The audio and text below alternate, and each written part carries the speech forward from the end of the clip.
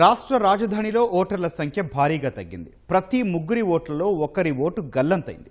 Voter సమగ్ర సవరణ జాబితా కోసం చాలా మంది ఓటర్లు ఎన్యూమరేషన్ పత్రాలు ఇచ్చేందుకు విముఖత చూపడంతో 1,30,00,000 ఓటర్లలో 71 లక్షల ఓటర్ల వివరాలు మాత్రమే లెక్క తేలింది. మరిన్ని వివరాలను గ్రౌండ్ రిపోర్ట్లో మా ప్రతినిధి సతీష్ అందిస్తారు.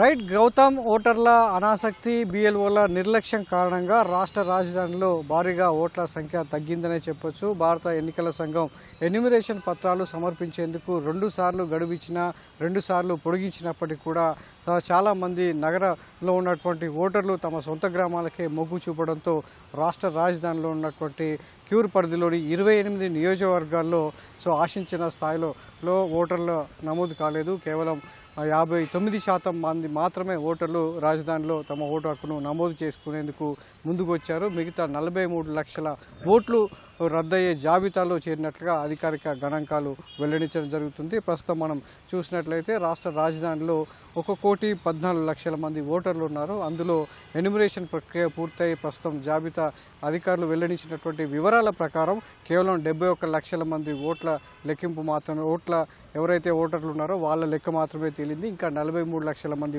ఓటర్లు తమ ఓట్లను రద్దు చేసుకున్నటువంటి జాబితాలో చేరడం జరిగింది. వారి ఎన్యూమరేషన్ పత్రాలు కూడా డిజిటలైజేషన్ అవ్వలేదు, కేవలం బిఎల్ఓ దగ్గర మాత్రమే ఉన్నాయి. అవి కూడా ఎవరైతే ఓటర్లు ఉన్నారో వారికి చేరకపోవడంతో మిగతా రద్దయ్యే జాబితాలో 43 లక్షల ఓట్లు ఉండడం అనేది ఇటు రాజధానిలో ఉన్నటువంటి రాజకీయ పార్టీలను కావచ్చు, అధికారులను కూడా కలవరపెడుతుంది. అయితే ప్రస్తుతం రాజధానికి సంబంధించి హైదరాబాద్లో ఉన్నటువంటి 15 నియోజకవర్గాల్లో దాదాపు 10 నియోజకవర్గాల్లో 1,00,000కు పైగా, ఒక్కొక్క నియోజకవర్గంలో 1,00,000 నుంచి 1,50,000 ఓట్లు రద్దయ్యే అవకాశం ఉంది. అటు షేర్లింగంపల్లికి సంబంధించి కూడా, అటు మేడ్చల్ మల్కాజ్గిరిలో సంబంధించి కూడా 2 నుంచి 3 లక్షల ఓట్లు రద్దయ్యే అవకాశం ఉంది ఒక్కో నియోజకవర్గంలో. ఇటు రంగారెడ్డికి సంబంధించి కూడా ఒక్కో నియోజకవర్గం నుంచి 1,00,000 నుంచి 1,50,000 ఓట్లు అనేది కూడా రద్దయ్యే జాబితాలో ఉన్నాయి. హైదరాబాద్కి సంబంధించి 15 నియోజకవర్గాలకు సంబంధించి చూసినట్లయితే హైదరాబాద్లో 15 నియోజకవర్గాల్లో దాదాపు 19.5 లక్షలు, రంగారెడ్డికి సంబంధించి 12 లక్షలు, మేడ్చల్ మల్కాజ్గిరికి సంబంధించి 10 లక్షల ఓట్లు రద్దవుతున్నట్లుగా అధికారులు చెప్పడం జరిగింది. అందులో భాగంగా ఎక్కువగా ఈ రంగారెడ్డి జిల్లాకు సంబంధించి చూసినట్లయితే అత్యధికంగా షేర్లింగంపల్లికి సంబంధించి దాదాపు 3,29,000 ఓట్లు రద్దయ్యే జాబితాలో ఉన్నాయి. ఎల్బీనగర్కి సంబంధించి 2,70,000, రాజేంద్ర నగర్కి సంబంధించి 2,40,000 ఓట్లు రద్దయ్యే అవకాశం ఉన్నట్లుగా అధికారులు చెప్తున్నారు.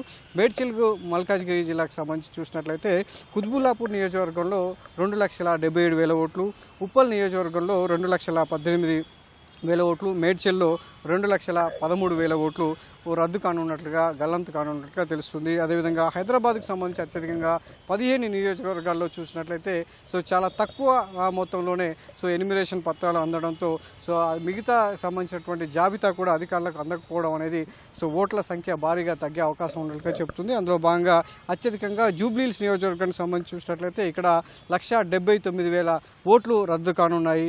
యాకత్పురలో 1,55,000, చాంద్రాయణగుట్టలో 1,49,000, మలక్పేటలో 1,47,000 ఓట్లు రద్దవుతున్నట్లుగా అధికారులు వెల్లడించినటువంటి వివరాలు చెప్తున్నాయి.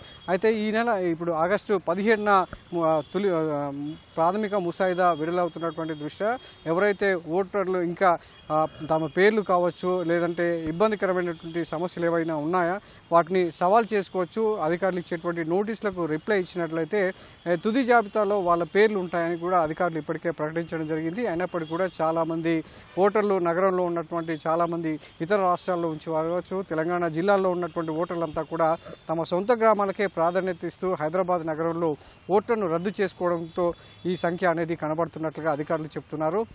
ఈ సవరణ ప్రక్రియ తర్వాత, నోటీసులు వచ్చిన తర్వాత వాళ్ళు సవాల్ చేసుకోవడం కావచ్చు, లేదంటే మళ్ళీ మార్పుల తర్వాత ఈ సంఖ్య మరింత పెరుగుతుందా లేదంటే ఇంకా తగ్గుతుందా అనే అవకాశం కూడా కనబడుతుంది. మరోవైపు రాజధానిలో ఉన్నటువంటి రాజకీయ పార్టీలు కూడా ఇన్ని ఓట్ల రద్దుకు సంబంధించి కూడా ఒక ఆందోళన వ్యక్తమవుతుంది. దీనికి సంబంధించి ఆయా పార్టీలు అంతర్గత సమీక్షలు నిర్వహిస్తూనే ఉన్నాయి. బిఎల్ఏలకు సంబంధించి ఎవరైతే బిఎల్ఏల దగ్గర ఉన్నటువంటి జాబితాను కూడా పరిశీలిస్తున్నారు. ఇలా మొత్తంగా ఆగస్టు 17 వరకు తొలి ముసాయిదా లేదా రానున్నటువంటి దానివల్ల ఎవరెవరి ఆ జాబితాలో ఎవరి పేర్లు ఉంటాయి, ఎవరి పేర్లు ఉండవు అనేది కూడా ఆయా మున్సిపల్ కార్యాలయాలు కావచ్చు, ఆర్డీఓ కార్యాలయాలు కావచ్చు, వార్డు కార్యాలయం వద్ద ముసాయిదా ప్రతులను అందించనున్నారు. అక్కడ ఓటర్లు తమ జాబితాలో ఉన్నటువంటి తమ పేర్లను కూడా తనిఖీ చేసుకోవచ్చు. లేదంటే ఓటర్ జాబితాలో తమ పేర్లు లేకపోయినట్లయితే మళ్ళీ అప్పీల్ చేసుకునే అవకాశం కూడా ఎన్నికల సంఘం ఇవ్వడంతో ప్రాథమిక జాబితాలో లేని వారికి తుది జాబితాలో కూడా ముసాయిదాలో వచ్చే అవకాశం ఉన్నటువంటి దృష్ట్యా